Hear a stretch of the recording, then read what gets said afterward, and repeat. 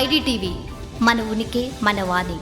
నమస్తే. ఇటీవల వెండి ధరలు చుక్కలు చూపిస్తున్నాయి. ఆకాశాన్నంటే ధరలతో కూడా వెండి కొనుగోలు చేయాలన్నా కూడా భయపడుతున్న పరిస్థితి. ఒకప్పుడు బంగారం కొనాలి అంటే ఆలోచించేవారు, కానీ ఇప్పుడు వెండిని కొనాలంటే ఆలోచించాల్సిన పరిస్థితి.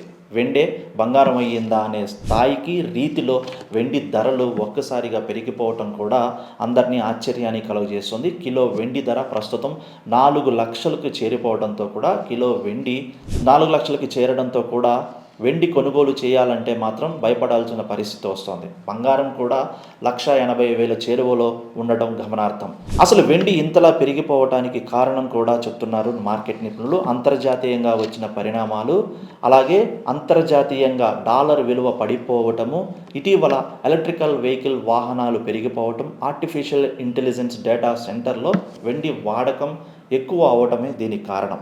డిమాండ్ ఎక్కువైపోయింది, సప్లై తక్కువ అవటం, అలాగే అంతర్జాతీయ మార్కెటింగ్గా ఇన్వెస్టర్లు కూడా ఎండి బంగారం వైపే మొగ్గు చూపటం కూడా దీనికి ప్రధాన కారణం. అంతేకాదు, చైనా ఇటీవల వెండి సప్లైకి సంబంధించి అంతర్జాతీయంగా విధించినటువంటి ఆంక్షలు ఏవైతే ఉన్నాయో ఈ వెండి పెరుగుదలకు కూడా మరొక కారణంగా చెప్తున్నారు. ఏదేమైనప్పటికీ కూడా కిలో వెండి 10 రోజుల క్రితం 3,20,000 దగ్గర ఉన్నటువంటి కిలో వెండి ధర ప్రస్తుతం 4 లక్షలు దాటి 4,17,000 వద్ద కొనసాగుతుంది. కేవలం 10 రోజుల్లోనే ఇంత పెరుగుదల ఎప్పుడూ లేదంటున్నారు మార్కెట్ నిపుణులు.